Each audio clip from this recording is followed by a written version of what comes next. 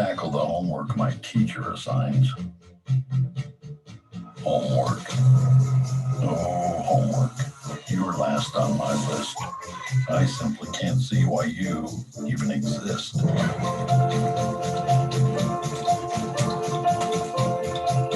If you just disappeared, it would tickle me pink. Next up. Homework. Oh, homework.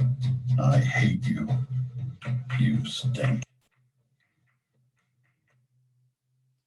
All right. So I hope what you got out of that is that even though students are using devices, there's still a lot of activity. They're able to capture their learning authentically and live, and the device goes with them. So you know that St. Stithians has the benefit and advantage of having our incredible green campus. And it's not uncommon for our teachers to let students go outside with their iPads to capture their learning, to take photographs, to record themselves with their learning. And that's what we want. We don't want you to think that now that your daughters have got this device, that we're going to expect them to sit in a chair and look at a screen. That's not what this is about. So I love this picture, and I've used it for quite a few years now, because I want you to understand that at the heart of the learning and teaching that takes place, and the way that we have built the use of MELT, mobile e-learning and teaching at St. Stithians, has always at its core and at its center had the student. That's who's most important in all of this, which is why we welcome conversations from parents, because it has to be a partnership. So the teacher is just one aspect, and the iPad is just one aspect of what is happening inside a classroom space. So what I want you to imagine and what I want you to consider is that unlike where you in the past inside a classroom, it was about this teacher, this great font of knowledge, just sort of streaming these monologues, much like I'm doing now, unfortunately, spewing it out, and then the students just sitting there and having to take it all in and then spew it back in a test. We're encouraging flipped learning. And then so students, much like you would have seen this in online and distance learning, I'm sure. So there would be things like flip grid videos where they record their thinking and what they feel and how they see the world. Then there's video content, which is live and up to date. So not everything on the internet, and I stress this, I would say as much as 90%, if not slightly more than that, of what is on the internet is absolute rubbish. So this is where the teacher and the specialist comes in terms of pointing students to the correct information for them to look at. It's not about them just going and Googling a topic.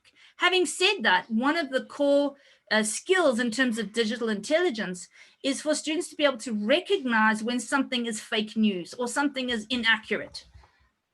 Excuse me. So they will look for things like spelling errors or typos, or what kind of website are they looking at? What can they find? What clues are there that this is actually authentic and relevant information that they're looking at? We're also able to video in experts. So we've had biologists from the UK being able to Skype in and answer students' questions about the latest research that they're doing at universities. And we're able to have authors speak to our students. We've had collaborations with schools in Bolton in the UK, where a school was able to read to our students in their languages like Arabic, and our students were able to read back to them, and being able to share their experiences of what school is like in London and Bolton versus at St. Stithians. And it also pushes out what we refer to as our 21st century skills, a term that's often overused, but it really is important. It's getting them to work together in a team, to collaborate on a project, even if a student is absent. And you will have noticed this in online and distance learning, that students can collaborate and work together on a single document or on a keynote together or on a numbers document, even creating a piece of music together. This is all possible because of the iPad and cloud. And then being able to blog about their learning. We've had grade 4s blog in the past in Kid Blog.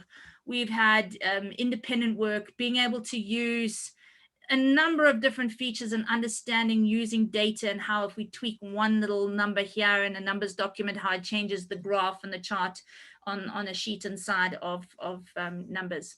And then of course it comes down to the creative thinking. So we know that creativity is crucial when it comes to learning and teaching. And the more a student is engaged in being creative, the more likely they are to remember what it is that they are learning and what it is they're working with.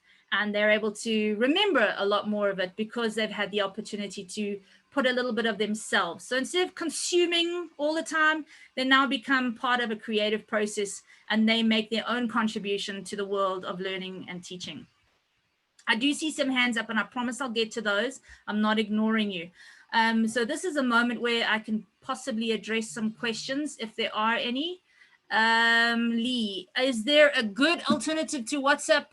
Is a crucial tool used by my family to communicate? The answer to that question is yes, iMessage. So the iPad comes with iMessage. You can use iMessage, and that is not stored by a third party. It is not owned by Facebook Incorporated. Your data is not going out into some strange space. I hope that answered your question. Is there anything else from anyone before I jump into my Apple Classroom demonstration? I do apologize for the background noise. I am working from home. It's not going to be for much longer. Please, please, please, can we have a complete list of apps needed? Ashley, yes, I will send those out again with the greatest of pleasure. There aren't that many, but I will make sure you get that. If one of the grade 5 teachers could just note that down for me, please, and I will include that in our comms. Andile, is there an app that accommodates Android as well? Yeah, look, I think if it comes to messaging, your safest bet there, Andile, would be to email your daughter. Otherwise, you're going to have to go to the dangerous side of using a third-party application. Yeah, it's a tough one. But you see, again, it comes down to the parenting style you have and what it is you need to communicate to your daughters in that space. You know, when my kids were under 13, what we used to do is I would have the WhatsApp account, and if my daughter wanted to send a message to her grandparents, it would go through my account, but I would be the one who managed it. So I'm sorry I don't have a better answer for you, but iMessage if you are in an Apple space. Otherwise, email, old-fashioned email. I wish I had a better answer for you there. Samira, is there any non-Apple alternatives to iMessage and WhatsApp? Again, I think I've answered that, Samira. You'd have to go third party, and then you've got to really read those terms and conditions very, very carefully and make the decision for your family that you feel fits best. Again, I know it's not ideal, but email is the old-fashioned way of doing things. Kashe, what are the alternatives to the YouTube research? Is there a preferred learning resource site or app? Okay, so YouTube does have a student YouTube account that you can go on to. We have got an iTunes U course for our parents in terms of understanding all the different applications and alternatives. Our teachers do occasionally point students to a YouTube video, and it's always one that's been vetoed and watched and checked and all the rest. So it's not, as long as your daughter's not signing into a YouTube account and creating their own, you're safe. There's also Safer YouTube that's out there. There is a number of different ways of looking at YouTube that don't involve signing in with an underage account. I do hope that's answered that question. Is there any other question before I jump into Apple Classroom?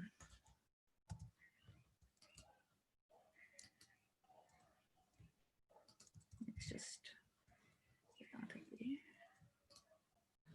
Right, let me just check the comments. Yes, YouTube Kids, absolutely, Sarah, definitely. Why does GP and BP use different platforms? That's just personal preference. So historically, I don't want to spend too much time on this. It's like, why do boys prep and girls prep? They play different sports, they do different things. We respect the fact that our brothers do things in a way that they feel works for their environment. So the long and the short of it is, in 2013, when I was employed and began my employment at St. Stithians, I was tasked with going to do some research as to which application, which device we wanted to use. We did a lot of research, went to a lot of schools that were using iPads, and we felt that the iPad spoke to the way that girls prep does learning and teaching. I cannot speak on behalf of boys prep. So it was authentic and was a natural fit for us. And that is why we use the iPad. We revisit this every year. We go and look and make sure that what we are doing is what is right for our school. And because we focus on developing independent thinking, we've got the round square ideals, internationalism, democracy, environmentalism, adventure, leadership. The iPad speaks to all of that for us because it is a safe ecosystem and allows our students to be able to pursue that. So your teams versus Google Classrooms, that's a different conversation. You know, we had teams already, and we didn't want to bombard our staff with having to learn another platform. Teams works well for us. You know, Google works for boys prep. I think there's nothing wrong, and our girls are going to move through to the college where they use Google Classroom. I think it's what is important here is that there's no one size fits all. And I think we need to respect the way everyone's decided to do what they do, and they do it well. We've shown that, and that our students ultimately need to leave St. Stithians being able to navigate successfully any platform that they come across. So I always use the story that many years ago, I applied for a position as a journalist, and they set me down in front of an iMac, and I didn't have a clue what I was doing or how to use it. And I decided there and then that I was not going to be put in that position again. So we want our students to be able to manage all platforms with equal efficiency and proficiency, so that when they go out to whichever degree or profession they pursue, they're able to adapt straight into that space. So I hope that answers your question. But I think our focus now is really on getting your daughter's iPads working the way we want them to be, and for them to be safe. Melissa, is the app only on Apple? Which app is that you are referring to? Kashay, the parents are now learning 2 different platforms with some difficulty, two kids, different prep schools. Yes, we are aware of that. This is something if you were sending your daughter to a St. Mary's and your son to a St. David's, you'd be in the same situation. We have to understand that, yes, it's St. Stithians, we're one school, but we also have to respect the fact that we have our own personalities and our different ways of doing things, because we choose what's best for girls or what's best for boys. And that's it's something that we talk to each other all the time. There are going to be overlaps, and there are going to be things that are different.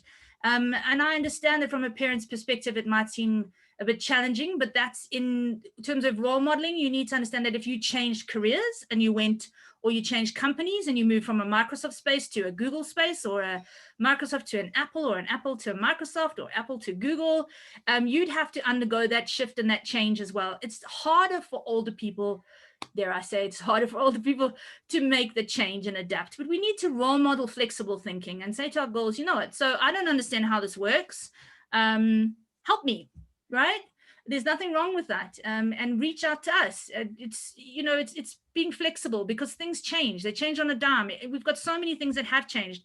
I mean, in our lifetimes, we've had to learn how to navigate cell phones. You think about the technology that's carried in a cell phone, your alarm clock, your VHS player, your TV, your DVD player, your camera, all of that, calculator, all in one device. And for some of us, it was difficult to make that transition. So I think it's important that we role model that flexible thinking and the ability to change. I'm going to jump into my demonstration now of Apple Classroom so that you understand how Apple Classroom works. I'm going to share my desktop. Minimize this. So you should see, and please confirm if you can, I'm going to be sharing 2 screens with you. On the left-hand side, you'll see the teacher's device. And on the right-hand side, you'll see a model of what would be a student's device.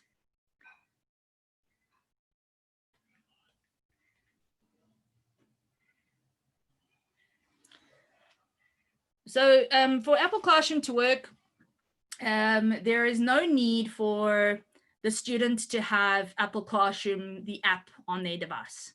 So again, on the right-hand side, we've got what would be the student's device, and on the left-hand side is the teacher's device. And what would happen is the teacher would start up a class, they'd open up Classroom, Mine is going to be slightly different to what the teacher would be using, but they'd open up Classroom and they'd open up a class where those students would be in. So if I was to open up, say, the math class, and immediately they would see the students that are within Bluetooth range of that device. So in this case, this device on the right-hand side is this 5F001. So immediately they will see the student's device come up on their screen, and the teacher is able to go in and have a look at the screens. So if they tap on screens, they can see what is going on a student's screen. So if they zoom in, and I'm just using the pinching here, they're able to see that the student is currently sitting on their home screen. And if the student moves around, it automatically feeds back to the teacher's device. So again, the purpose of this is not to be take control of the device. It is to manage the digital devices inside the physical classroom space. So the teacher can't do this, and I emphasize this, a teacher cannot do this when a device is out of Bluetooth range. So when the student goes home or changes classrooms, this will stop. All right, the monitoring will stop. And the purpose of this is, let's say a teacher wants to navigate students to a specific application, a specific worksheet, a specific task.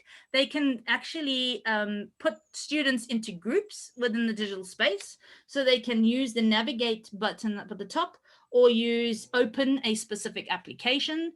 And they can literally go in and say, I want the student to be inside books. And then the student's app device will open, you see on the right-hand side, opens into books, and then they can say done, and then that device, they'll know, they can see it here that the student has now had the application books open on their device. Another really valuable tool for our teachers is that if we're in the class and the kids have got the sound playing, you can imagine what 28 devices all playing music or sound at the same time must sound like in a classroom. We can go in and mute the devices and mute all those devices or a specific device. We can also go in and tap lock, and immediately the student's device is locked. So now if I touch on the right-hand side, if I touch that student's device, the device has been locked. Again, if a student walks out of Bluetooth range of the teacher, that device is no longer locked. If they go home, it is no longer locked. They change classrooms, it is no longer locked. The purpose of this is we want students to look up and concentrate on what's happening, what the teacher's doing, or what another student is doing, whatever it may be. That is the purpose of that tool, because we want heads up. Another way of saying it is saying apples down. So we'd flip the iPad and close it. So it's really just a way of monitoring what is happening inside on the device for the different students. So again, as a student, if I go out of this app, I can then, the teacher is able to see what each student has got open in front of them. So they can really manage the classroom. They can also navigate them and create small groups and say, you 5 students are going to be working on looking at this book, and the other 5 are going to be working on pages. Maybe another 2 are going to go into numbers, and you can create your groups and have students navigate them to go and work on those different things. At the end, so that's where a teacher could create a new group. They can go in and end the class. And the valuable information we get when we do this is that we're able to see the students. If we tap on the student's name, we can see which application they had open and for how long. So if a student happens to go into an application that was not meant to be open during that class, that would be part of an important conversation that a teacher could have with their student. In the same way that if a teacher is walking past, think non-iPad, if a teacher is walking past a desk and sees a student with the wrong book open, that would be part of a conversation. So this really is about helping empower students and teachers, helping students get into the correct work more quickly without saying, which app, ma'am, which book, which page, I don't know where I'm meant to be. Apple Classroom is very valuable, very powerful tool to be able to help us get to where we need to be and to inform really powerful, important conversations with our students. So that is Apple Classroom. And now I'm going to jump into the settings, which is one of the most important reasons why you're here this evening. So again, I'm on a device, right? In this case, it's my personal device.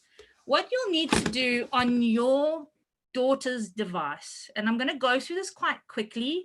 Again, I just want to remind you that I have recorded a video that is sitting in YouTube that you can go and watch in your own time and pause and watch as many times as you need to. And then if you're still stuck, please feel free to email me and ask me any questions about how to set those settings up on the iPad. So on your daughter's device, there is a settings cog. And when you tap on it, you'll notice that one of the options when you scroll down here is screen time. So when you scroll down, you'll see screen time. When you tap on screen time, if it's the first time that you're opening this, you're going to tap turn on screen time.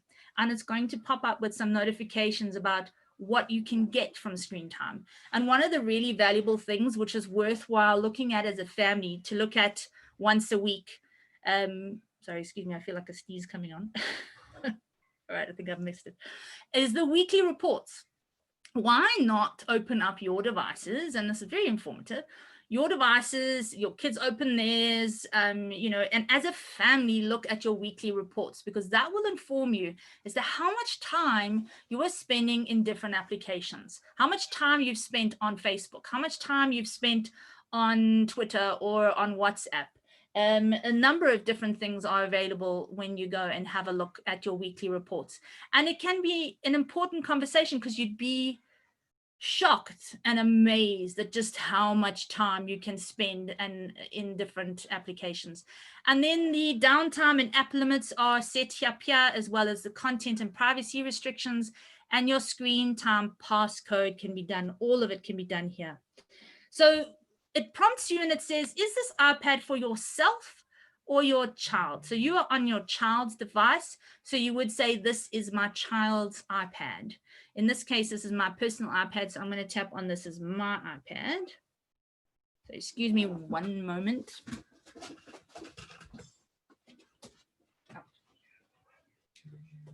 Right.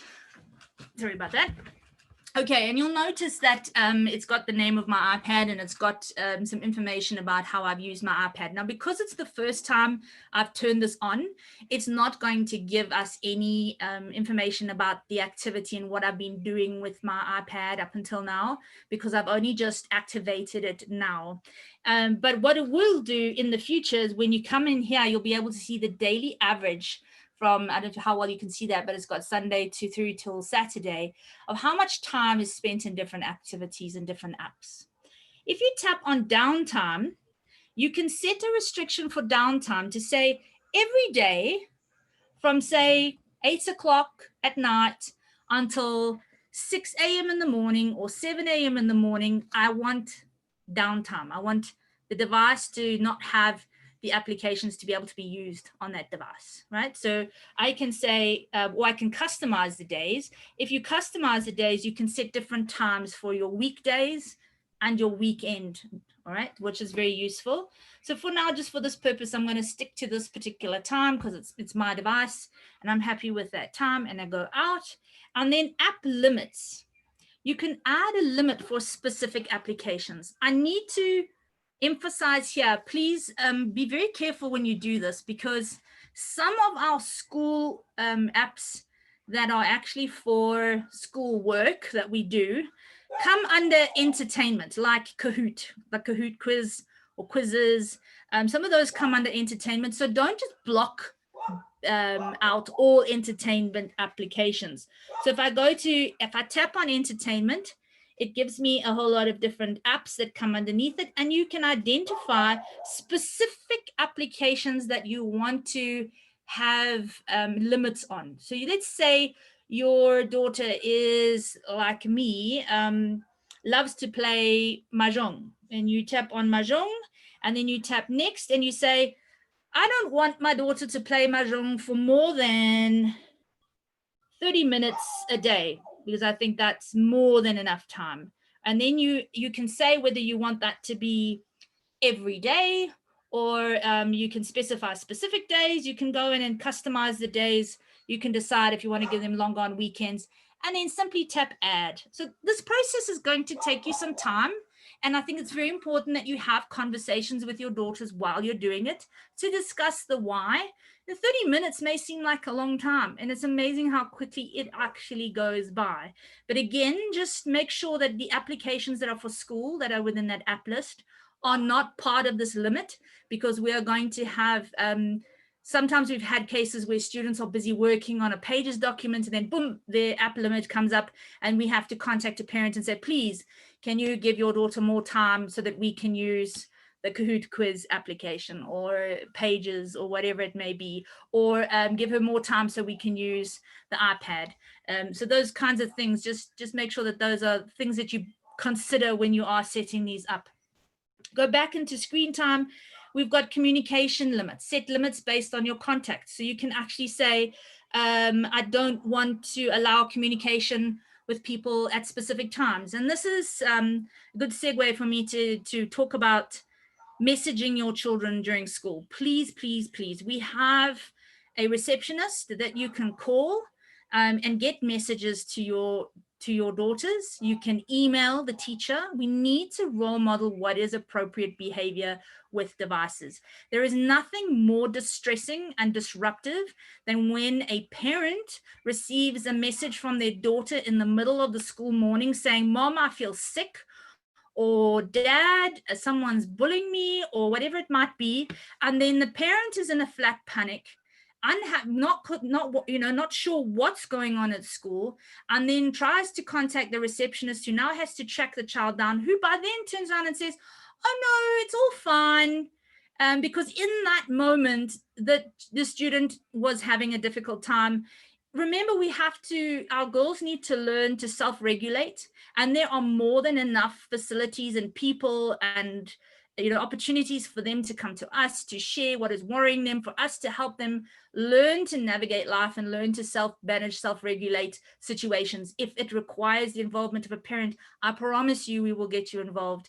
But during the school day also, if you as a parent or a guardian email, or at least I message your daughter and say, I'm going to be late fetching you, or let's say you drop them off in the morning, and we've had incidents like this. Student gets dropped off in the morning and the parent says, I'll message you during the day to say what time I'll be fetching you and where I'll be fetching you from. Now, for the whole day, that student's constantly looking at watch, phone, iPad, whatever device they have, to try and see when the parent is messaging them to say when they're going to fetch them, and they're not focused on the school day. It's really important that we try to resist messaging our girls during the school day. Leave that for after hours. If it's really important you get a message to them, please email the teacher, phone Sylvia at reception. I promise you we will get the message to them. That is our job. That's how it used to work before there was iMessage and WhatsApp and so on. So here you can limit who can communicate with your daughters. So think about things like if it's during downtime, you can say specific people only can contact your daughters. So if they have their friends saved as contacts, you can actually prevent them from contacting your daughter during downtime. There's a lot you can really add, and it's constantly shifting and changing. When it comes to the always allowed, choose apps you want to use all the time. These are the ones that I would suggest you add all the school applications. So that would be your Pages, your Keynote, Numbers, the applications that we've sent you, because remember, you can set the downtime so the device will just go into sleep mode at a specific time of the day. We don't expect your daughters to be working on homework for well into the night or early hours of the morning. Just to indicate, every time I'm going back, I'm just tapping on screen time at the top here. Go back into screen time. And this is an important one, the content and privacy restrictions, because you need to turn this on. So turn it on, and under iTunes and App Store purchases, again, I want to emphasize, I have got a video going through all of this step by step if you're getting lost. I just want you to be aware of what is possible on the iPad, and you can do this on iPhones if your daughter has a phone as well, and you can make it more strict on the phone. So in terms of installing apps, you can decide whether or not you want your daughter to be able to install apps or not, whether they're allowed to delete apps, whether they're allowed to make in-app purchases. When you turn that off and say they're not allowed to, then it means the parent has to do it. For the password, you can decide if you want to always require the password. That's the Apple ID password to make purchases under App Store. When it comes to allowed apps, have a look at these. Think about the apps that you want them to be allowed to go in and work with, most for privacy and content and privacy restrictions. In terms of content restrictions, this is important. Keep the ratings on South Africa. For music, podcast, and news, change it from explicit to clean. Again, I do go through this on the video. Music videos, you can decide if you want them on or off. I have some question marks around some of the music videos that are out at the moment. I don't think they're appropriate for girls under 13. Music profiles, so that is profiles of the music that you're choosing to like. You can decide whether you want that on or off. Play with them. Turn some things off and see what happens. If it negatively impacts on the schoolwork, then know that it's some restriction that you've applied somewhere here on the device. But when it comes to content restrictions, this is you as the parent need to make these decisions. I can only recommend what I think is relevant and appropriate. When it comes to movies, personally, I don't think students should be watching movies on their iPad. I think that's something you do as a family, or at least in a central room where everyone can see what's on the TV. You don't want your daughters to be watching movies, say at somebody else's home or unsupervised, and you can't see what they're watching. But if you are happy for them to watch movies, then set your age restriction appropriately, right? So, and again, I always use this example. You get, back in the day when we used to go and hire movies, you'd have parents who, like a daughter would say, oh, mom, dad, or to their, whichever adult is looking after them, please can I watch movie XYZ? And you look at the age restriction and it's 16 plus. You get parents who say, over my dead body, you will never watch that movie, you are underage. You get parents who say, okay, they look at it and they go, yeah, all right, we'll sit together and we'll watch it, and then we'll navigate any kind of content that I think is inappropriate at the time. And you get parents who actually don't care what their kids watch. So this is where you as parent need to decide in these restrictions. What kind of parent are you? What do you want a role model? What do you want your kid to have access to? Because remember, this is a mobile device. Like the phone, it can be taken somewhere.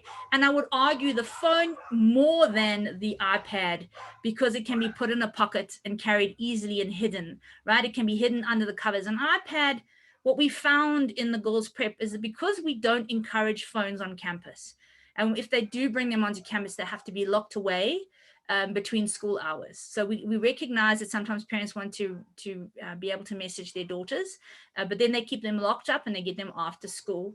The thing is that we've found in surveys we've done and conversations we've had with students, they see the iPad as the working device and the phone as the play device. So it's a very interesting thing that we've noticed with our students. So just make sure that you set these restrictions up correctly. And like I said, these same restrictions you can do on any Apple device. So you can do it on any iOS device. That can be your iPhone or on an iPad. And then when it comes to TV shows, again, I don't see the point in having TV shows on an iPad. Books, also clean. Apps, don't allow all apps. Give the age restriction to the apps. But first, download the applications we've asked you to download, then come here and apply these restrictions. Because for some reason, some of the apps, I think even like Microsoft Teams is like a, don't quote me on this, but it might be like a 13 plus. But I promise you it's absolutely safe. It's just because of what is possible if it's not used correctly. But the way we use our applications is in a very safe space. Our students sign in, they use passwords and all sorts of things to authenticate. So you don't need to worry about the apps that we recommend. They are vetoed and very carefully selected. App clips, allow or don't allow. I would leave this on allow, because we want our students to be able to take clips of applications, to be able to use it in video content, that kind of thing. So it's not got anything to do with pictures of them and that sort of thing. When it comes to web content, We don't want unrestricted access. We want to limit adult websites. Please do not choose allowed websites only, because then you're going to have to manually put in every single website you want your daughter to go to. And some of the websites that we send your daughters to go and look at won't be on that, and then they won't be able to visit them. So, and that can be links, hyperlinks embedded within a website. So just put it on the limit adult websites and look at putting in a contacting your ISP and having your router, get a firewall on your router, know that we've got a firewall at school. Those kinds of things are things you can do. You can also add never allow specific apps, specific websites. So if there are websites you don't want your daughter to go to, that is where you can add them manually. And then in terms of web search content with Siri, you can say don't allow or allow. That's up to you if you want them to use Siri to do web searches. And then important, do not allow Siri to use explicit language. You don't want some interesting adult words sneaking through with Siri. And then, sorry, I just see I'm watching my time here. When it comes to the gaming center, multiplayer games, I change that to allow with friends only, because you don't want your daughter playing games with people that she doesn't know or that you don't know. So change that to allow with friends only. And then adding friends, you should decide if your daughter's going to add a friend or not in gaming space. We do know that there are games where girls and kids have been primed by some nasty types online in the game space, because those kinds of people are going to go where they're going to find kids. So that's going to be, in the past it would have been playgrounds and fairs and stuff like that. Now it's online gaming. So it's I would change this to don't allow. That way they would need to add the person as a friend, and you could then have the conversation about, do you know this person in real life? Show me, let me see what they look like, let me phone and speak to them. Role model those safe approaches to adding friends. Please leave screen recording on, because sometimes students are recording their keynote presentations and things like that. Leave that on. Nearby multiplayer, that is again down to gaming. You can choose private messaging. I don't see the point in allowing private messaging. There should be nothing private on your daughter's device, right? You own it, you manage it. You should be allowed to go and look at it anytime you like. So what I used to do when my kids were under 16, I would say, right, let's sit together, let's look at your device. And I would have them open up the device and we would look through it. And if there were, we would have conversations where it was necessary and relevant and appropriate. The profile privacy changes, do not allow them to change those profile privacies, make changes to that. And then avatar nickname changes, that again is to do with gaming. You've got to decide if you want your girls to be able to change their avatar name or not. So again, this is all part of an important conversation that you will have with your girls when you're going through it. Location services. So this is one where I tell you about the photos.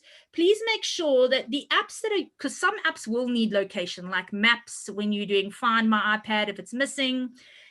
So bear in mind that you don't want photos. Please turn photos and any applications that require taking pictures, do not allow them to have access to location.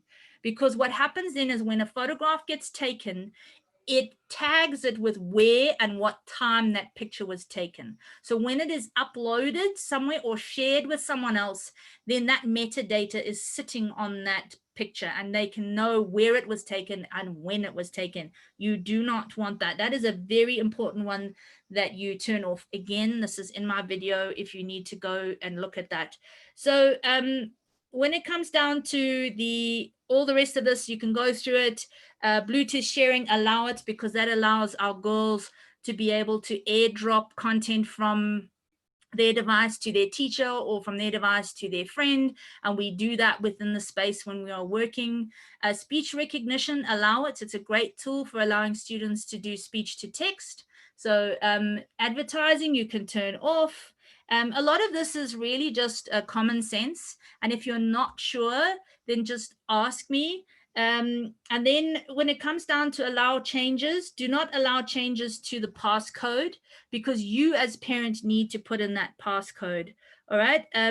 This incidentally is where you can find your do not disturb while driving. So if you're someone who drives, you know, you've got your phone in the car, the phone will pick up that you're driving and will automatically turn on do not disturb. So you won't get calls and messages while you're driving, which then is a great way to prevent you from taking calls and answering messages and getting distracted while you're driving. So that is all under content restrictions, all of this. Go and have a good look, browse around, see what is available, because there really is a lot of great stuff hidden there. And then going back to this original space of screen time, please use a screen time passcode. So if you've been following along, and I know I've been going quickly, I am aware of that. Just wanted to give you an insight as to what is possible. Please tap use screen passcode and enter the passcode here. This, parents, is the passcode you must never, ever, ever give to your daughters. All right. This is the one that allows you to come into the screen time section and manage what is allowed and is not allowed. So if your daughter has it, you can turn all those restrictions off. So please make sure you don't give it to your daughters.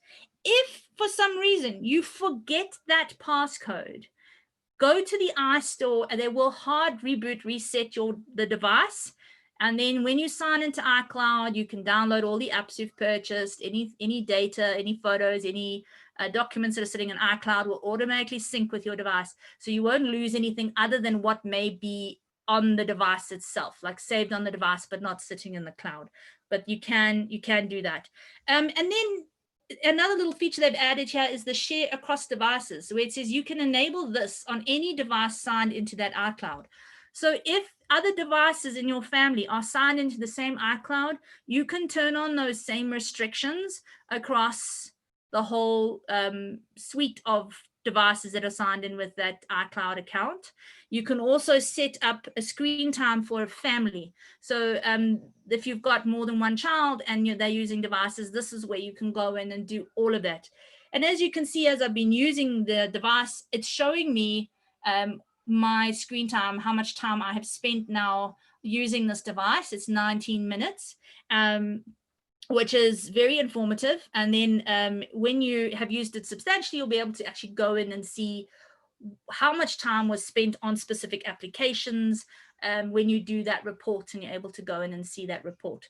So I have covered that very quickly. Again, that is all under settings and then under screen time. And that the email that went out from Bridget yesterday includes links and information about this, as well as the link to my YouTube video that goes through this, and you can pause it and rewind and play it as many times as you need to, so that you can have the conversation with your daughters. And I again stress the importance, I think the relevance of having these conversations with your daughters when you're setting it up, so they understand the thinking, and allow your daughters to negotiate. So if you find your daughter spending too much time and you go and have a look and you see, and they say, no, Mom, I don't need restrictions on the games, or Dad, I don't need restrictions on the games. I promise I can manage my time fine. And then you go and have a look at your screen time report, and you see that actually you've spent 3 hours a day on something, then that's part of the conversation. And say, well, right, because you can't self-regulate,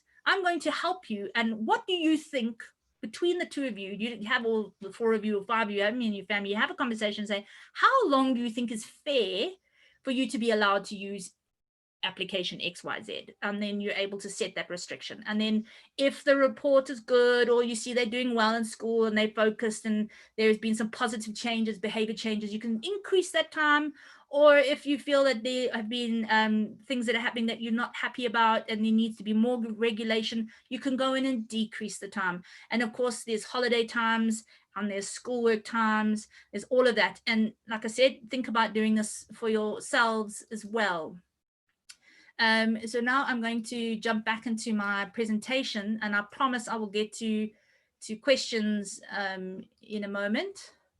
I want to share my presentation. All right. So you know, the focus is on the learning, and I did share in the email that went out yesterday links to Emma Sadler's device contract, as well as one you can develop yourself online. You just answer a few questions and add your own. So have a media use plan for the whole family. Think about sleepovers. Some examples of things you can do is have a box for the iPads and phones when other kids come over, and say, right, you're here to play together. It's not about recording everything that you're doing or going on Snapchat or whatever. Let's leave them in the box. Screen-free zones, actual zones where you just do not bring the device, like dinner table or your bedroom. Having charging stations. I know this has worked really well for some families where they have a central area like in their passage somewhere, and all devices get charged there at night. You don't need your device to wake you up. In actual fact, often the device stresses you out, because you wake up, your alarm goes off, you look at your device and there's WhatsApps and messages and emails coming through, and immediately you feel your heart rate going up. So again, it's about role modeling acceptable behavior. Consider just getting a plain old alarm clock to wake you up. And then the screen time limits, I showed you that in the settings. And then look out for warning signs of addiction to the device. So is your daughter's sleep being affected? Is she throwing tantrums when she doesn't have her device? Is she saying that she's bored when she doesn't have her device? These can all be symptoms that there is an addictive behavior setting in. And as Emma pointed out on Monday night, these devices can be addictive. That's mostly the gaming stuff. We are more addicted to phones than we are to iPads necessarily, but that depends on whether you're gaming and all those other things. So just look out for those. But also remember, look at the picture. Digital does not mean they're disengaged. We've had incredible opportunities where girls are sharing and learning and creating with the magic that is possible when you're using the devices in the educational space. But just like a car, it's not the car's fault if there's an accident, it's the driver. So you need to consider who's using the device. You know your daughters. We know what we expect in the classroom, but we can't control what they're doing with them at home. We can say to our girls, devices off now, we can lock the screens. I showed you on Apple Classroom. And by the way, if you as a parent want to download Apple Classroom, it's free. You can use Apple Classroom to manage your kids' devices in your home and pretend that you're the teacher. You can absolutely do that. And you can say, right, I'm locking you into this application now. You said you've got homework and you've got to do it on Pages. Well, now you're locked in Pages, do your homework. And then they can't go out of that app to do something else. So that is something to consider. And then I want to finish with this video that I often play, just a reminder that there's a time and a place for tech. Emma. Huh? Emma. Emma. Emma.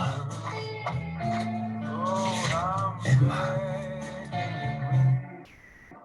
Emma.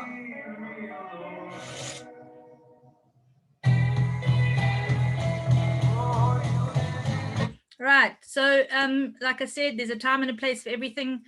Safety requires teamwork. Please be part of our team. If there's something you see or you're worried about, contact us. Again, like I said, teamwork. We can do what we can do in our school space.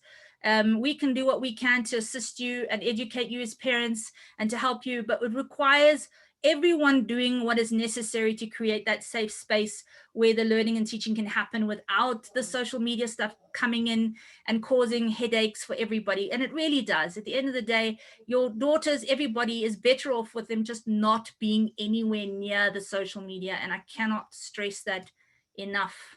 So questions. I'm just going to jump into these quickly. I've got any hope for a forgot password option for screen time password. We've reset it twice. We pick up a backup from the iCloud. It automatically puts up the same forgotten password. That's interesting. You mean forgotten password for the Apple iCloud account or the device itself? Perhaps that person can email me and let me know more about the problem they're having, and I can see what I can do and see if I can point you in the right direction. I'm happy to help where I can. Anything else from anyone? Mrs. Desjardins? Yes, there are two parents who have raised hands, Kesibone okay. and Ashley. Thank you. All right. Okay. All right. So I will allow you to talk. Kesibone, go ahead.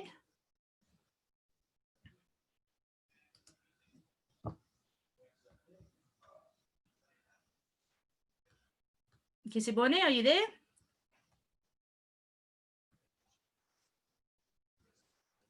No? Okay. Ashley Higgins?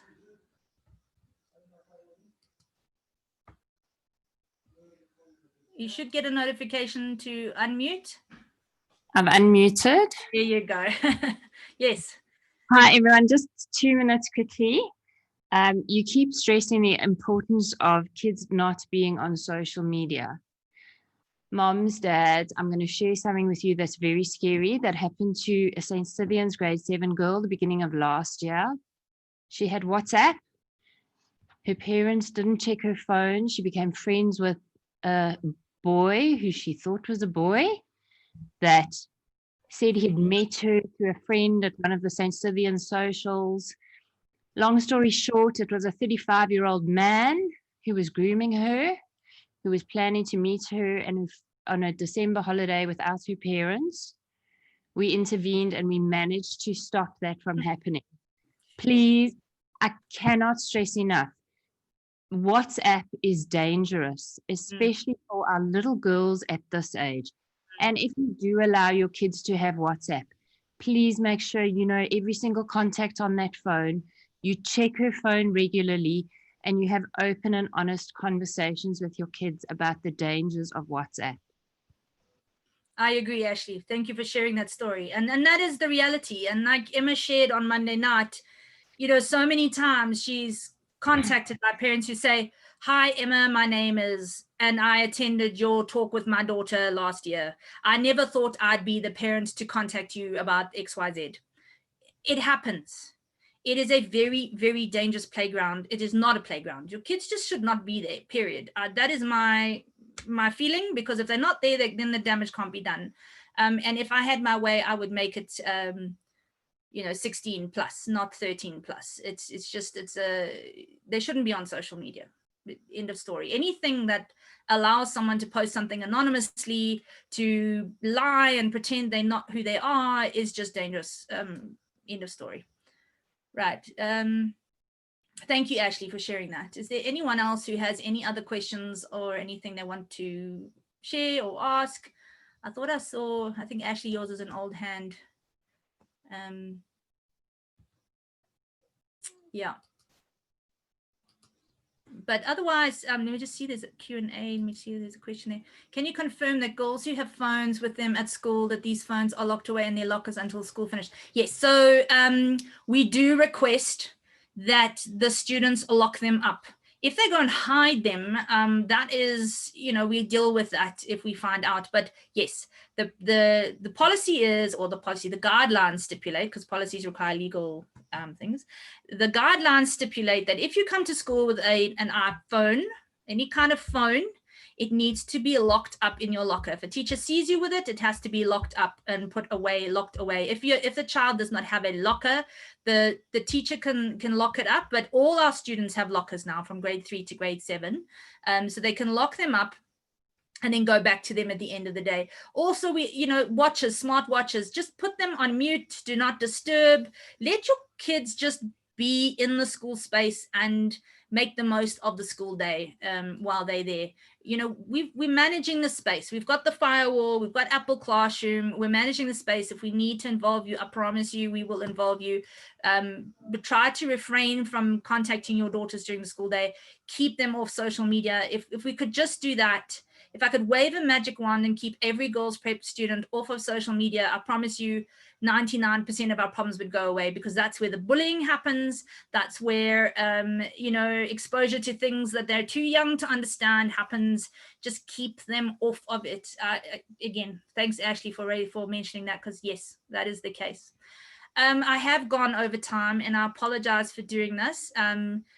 Keeping you, over time. I try to stick to times as much as I can. Again, I want to stress the importance of teamwork. Teamwork makes the dream work. Be part of our team. Let us know if you're worried about something. If there is an issue, we will help you where we can. And thank you so much for your time. You know how to get hold of me, and I will help you whenever, however I can. The question there, will you be going through the children's iPad on Thursday to check the so no, I can't go through every child's device to check the settings tomorrow. Tomorrow's focus for the Baraza will be getting the students signed into their school email, making sure they understand how school works with the iPad and that space. It's impossible to go through 90 students in grade 5 and 6 and 7 to check those settings. However, if something does happen, then we will, raise it with the parent, because again, you own the iPad. You need to make those decisions. We can only make recommendations. At the end of the day, you as parent and as owner of the device have to make that call with regards to what is appropriate and relevant for your parenting style and your daughters. Thank you so much, everyone. And I will no doubt see some of you on campus. Please, if you are on campus, pop and say hello. Social distancing and masks and all of that apply, of course. Take care, everyone. Have a good evening.